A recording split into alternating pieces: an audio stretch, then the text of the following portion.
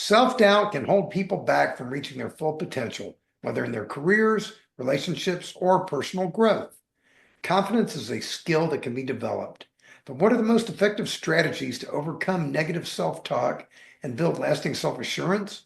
In this interview series, we are talking to mindset coaches, psychologists, authors, and other experts who can share actionable insights on overcoming self-doubt and cultivating confidence.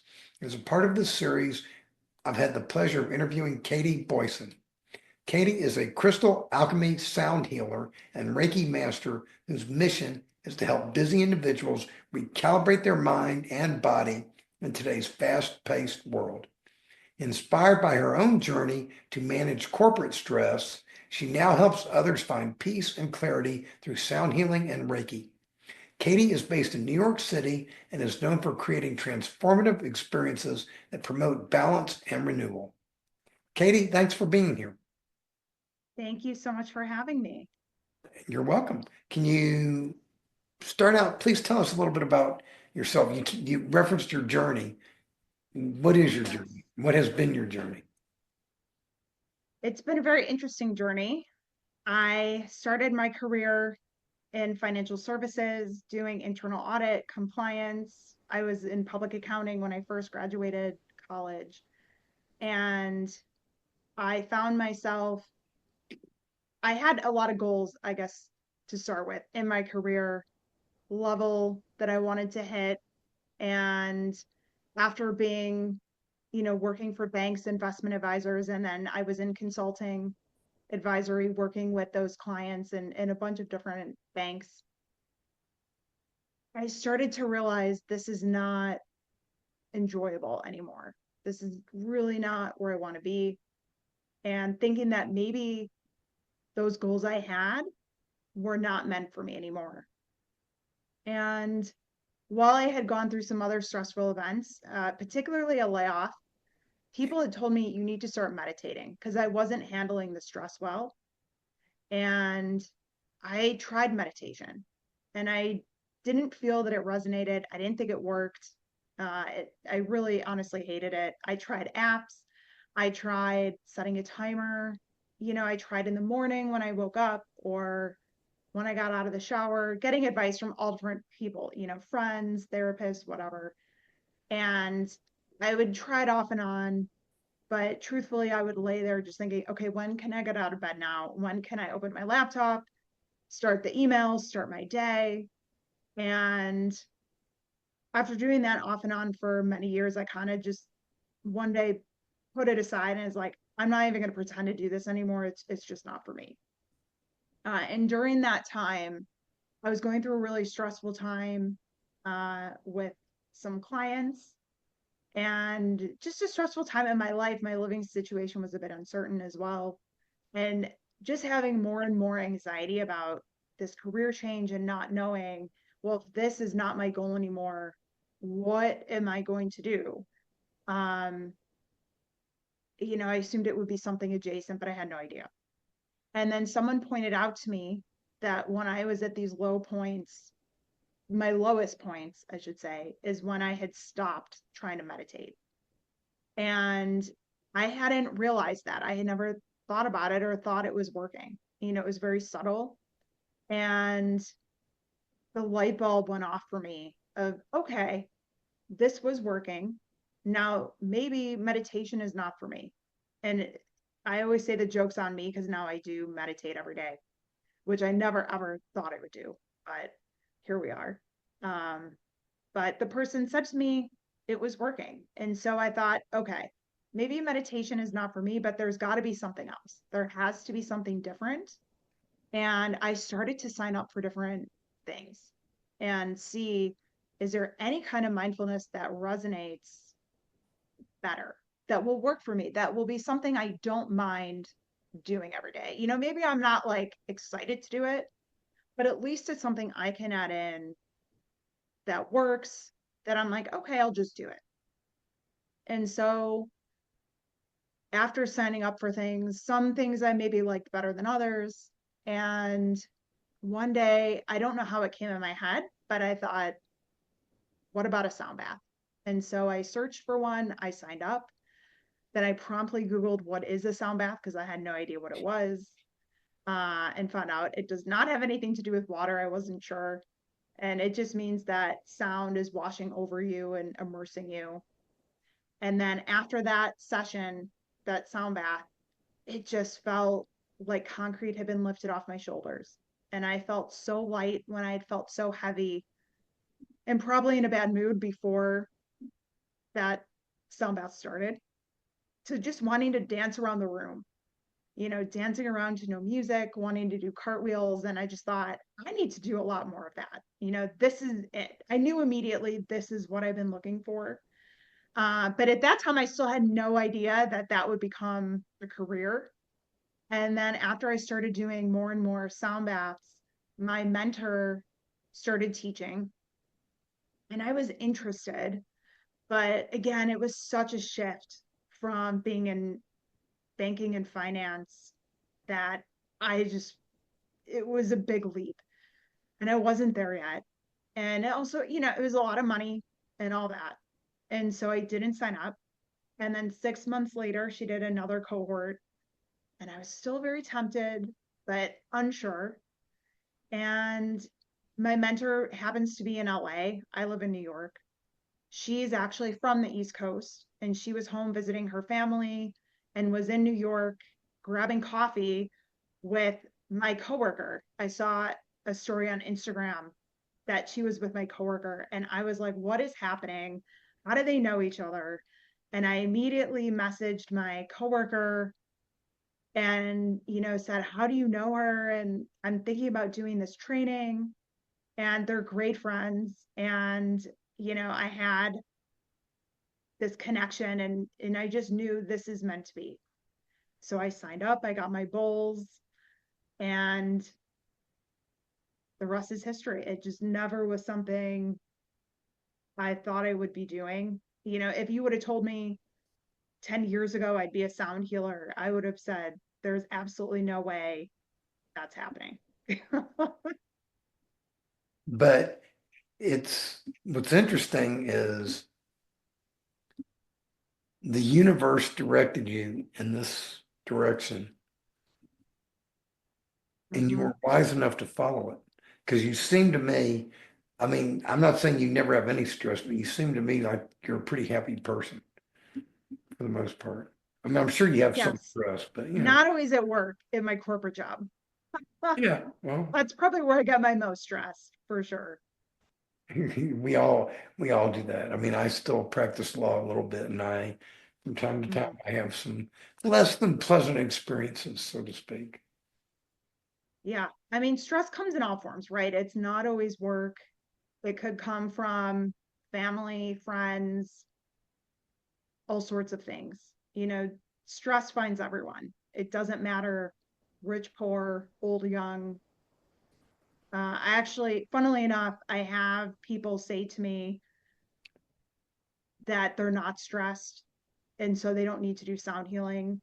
And usually those are the people that are the most stressed, or don't handle it well. So I always have to laugh. That's like a sure sign. If someone says that they don't need a sound bath, they're not that stressed. And be like, here's my No, they card. really need it. Here's my card. Call me if you ever change your mind. Exactly. Yeah, Yeah. I know it's very much the case. Some people, it's such a different modality that it doesn't resonate with some people. Yes. And it's funny because so many people love music. And I think music can also bring people together as well. But there's still actually a lot of people that don't even know about sound healing. And it's still new for many people, although it is definitely becoming more mainstream. And I think you could find someone doing sound healing in any state for sure. Most countries, it's been around for a long time. You know, in ancient Greece, they used to use sound for digestion. And certainly in religion, sound has also been used for a long time. But people can be very reluctant. And I always tell people that come to my sound baths, whether it is their first sound bath, whether they've taken many, come in with an open mind and see what happens. and don't try to curate a certain experience. Because I think what happens a lot is people think there's going to be some sort of miracle or cure. Uh, they have a certain sense in their head of what they think it's going to be. And also for someone that maybe has taken some sound baths, they've had a particular experience and then that could change. There's no right or wrong way to experience sound healing.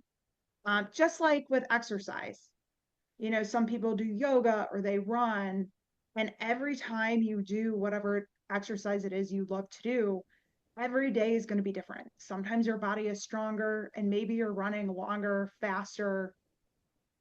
And then the next day you come and you're like, I can't even run 5 minutes. Like, you're just, your body isn't going to do it, or you get injured.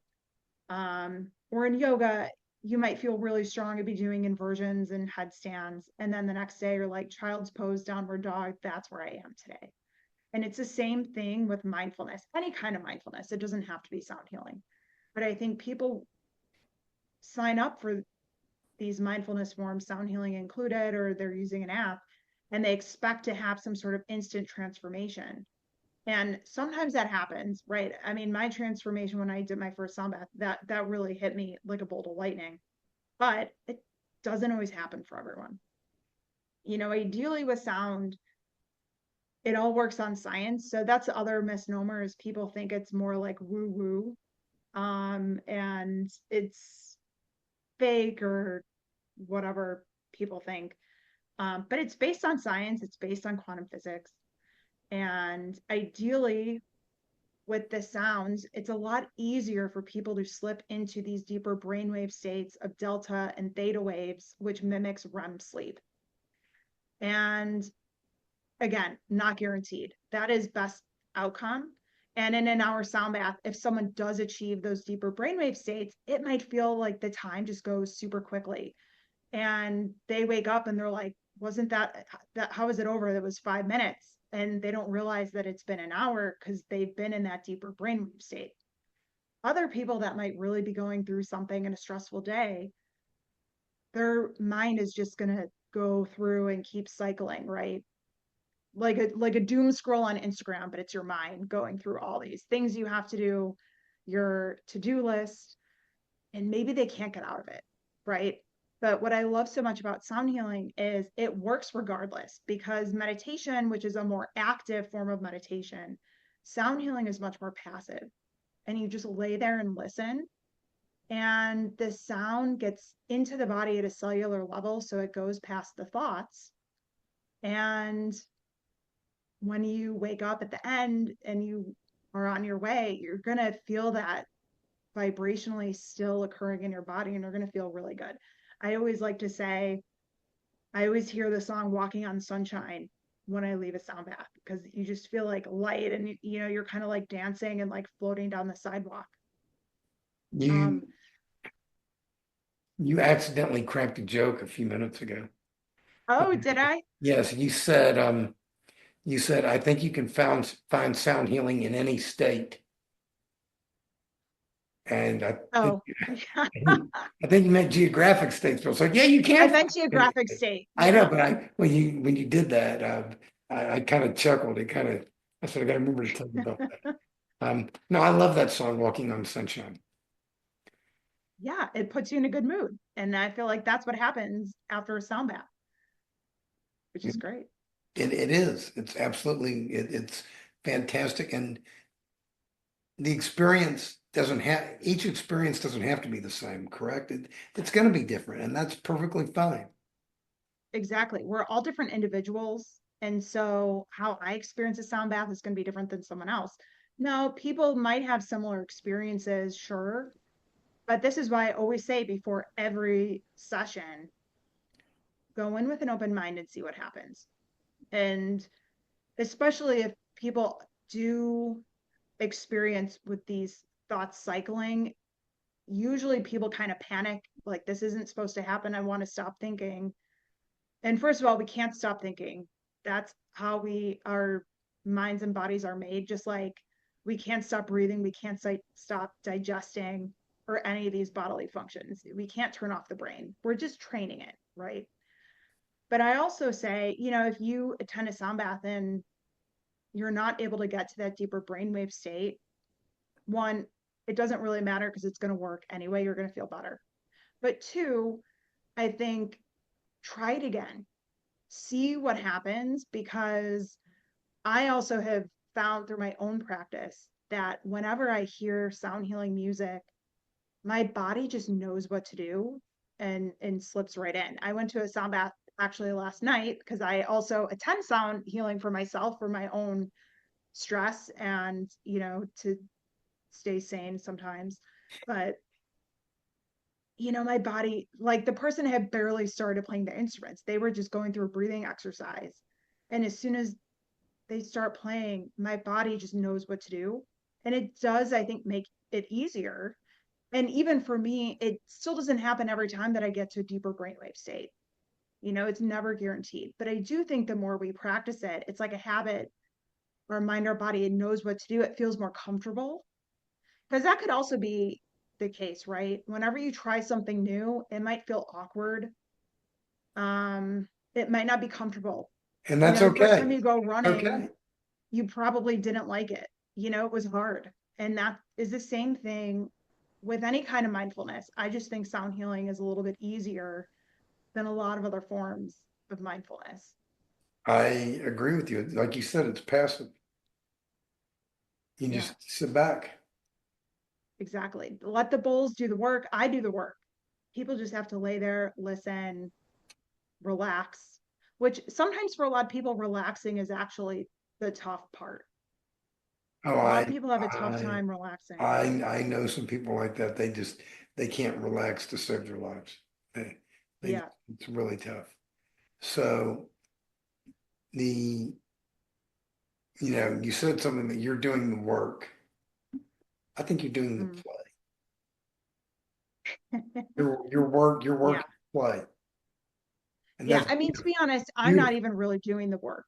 I'm a vehicle for the work because everyone's bodies are doing the work. You're just not doing it with your brain, I guess you could say. Your body knows where you have stuck energy, so I mean, everyone may not agree with this, but I think science is starting to catch up with the theory here. But when we have negative experiences, traumas, things happen to us as kids, the way we're treated or things, those experiences, thoughts, they get trapped in the body as energy. And I agree. yes, so how do you release that? Sound is a great way to release that.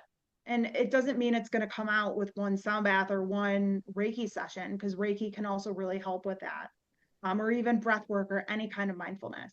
It takes time to get that out. And sometimes it can be uncomfortable, right? Because you could be happily blissed out in a sound bath and all of a sudden some thought pops up from when you were younger of, something you kind of forgot about that makes you really upset. And sound healing can help unlodge that. It needs to get healing can sometimes be painful, but Yeah, but it your is body healing. knows. Yes. Yeah, the body knows, and it also knows when you're ready for it, because you can't force healing. It's a process.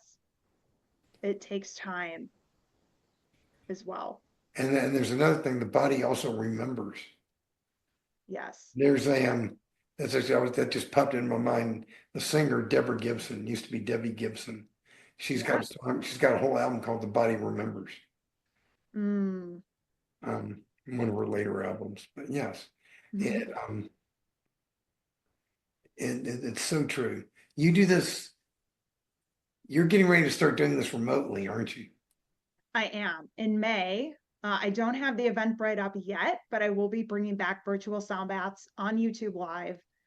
And YouTube Live is a really great platform, because one, the sound quality is better than Zoom, although Zoom has come a long way. But also, what I really like about YouTube Live is if I'm taking a virtual sound bath on YouTube, if you are an experienced, taker of sound baths and maybe don't want the introduction, or if you're running late, you can just come on at whatever time and go back to the beginning or forward through the intro. And I really love that because it just is a little more flexibility. And also, I can record it as well, and people can do it on their own time. But I really love YouTube Live. It's great. It's easy. You don't even really need to watch, a sound bath. It's all sound. But I had one person recently that booed me when I said I was bringing back the virtual sound healing. And I was like, why are you booing me? And he said, because he likes to feel the vibrations in person. And I said, well, one, I had only done virtual sound healing before I even did my training. And during my training, I finally attended one in person. But the fact that I had such transformation during virtual sound baths tells you it works. And then also, whatever device, iPad, phone, whatever, you can put that under your pillow, put it by your body. You will feel the vibration for sure. So I feel like it's not a great argument, but it definitely makes it more flexible. If there's bad weather, you don't have to leave the house. You just lay in your couch or your bed, which is the other thing I do think for myself anyway. When doing sound healing at home, I feel more comfortable and I feel like it's easier to relax versus in person. I never have as good of an experience personally in person than I do at home with a virtual sound bath. Now, as a facilitator, I prefer doing sound baths in person because I love the interaction with people. Um, and with YouTube Live, people can't chime in like on a Zoom, but they can chat in and people chat in, and it is a way to have communication. But it's just such a great tool to reach so many people. And, if you don't have a place you can go to a sound bath down the street or within a short drive, it's a really nice way to still be able to do it, and have that experience at your home. Or maybe, especially if you're going through something, if you need to cry or scream, which typically people don't necessarily feel that from sound healing because that's a more gentle modality compared to like breath work. But in your own home, I do think it's easier to let those emotions out if needed. Not everyone feels comfortable crying in public. Plus, I'm in Arizona, you're in New York City. Yeah, I want to you attend can, one of your you're always sessions, but invited. I want to attend one of your sessions, but I'm not sure the next time I'm going to be in New York. Yeah, well, now you don't need to be because you can do it from the comfort of your own home. Yes, this is fantastic. I know lots of people who I think would benefit from this. And it helps people center themselves and define their inner power and to Yeah. figure out how to unleash it and to use it in a positive manner. I mean, you're doing something positive that shows compassion, it shows caring, it's a form of love. And Hmm. that's what we need. Thank you. That's what this Yeah. crazy mixed up world can use more of. It needs more Katies. Thank you. Yeah, I always end every sound bath, not at the very end, but towards the end, is I have people place their hands on their heart and really tuning into the heart center. And I say, tell yourself something kind, because so often, people are kind to others, but you're not as kind on yourself. We're hardest on ourselves. But, showing yourself love, which I think you're absolutely doing by even attending a sound bath, but really feeling it and having that moment to thank yourself and give yourself credit for showing up and taking that pause and trying to just focus on that heart. And usually what I say after that differs, right? But the whole point is just to get into that heart center, soften it, open it up, and get in there, because I do think the more we show ourselves love, the more we show others love. And, spreading positivity and love is really powerful, especially now with so much bad things happening on our planet. And, love is, I think, the overall cure. Absolutely. Love each other and yourself while you're at it. Yes. Anything else you'd like to add as we're wrapping this up? People can follow me on Instagram at Recalibrate Mind Body, or you can check out my website. I do privates or private events, even if you're not in New York City. Um, you know, I'm always happy to work virtually, or fly me in. That always works too. All right. Uh, yeah, but I love working with people, and yeah, let's make sound healing even more of a movement and get everyone doing it. I'm on board. Thank you, Katie. You're welcome.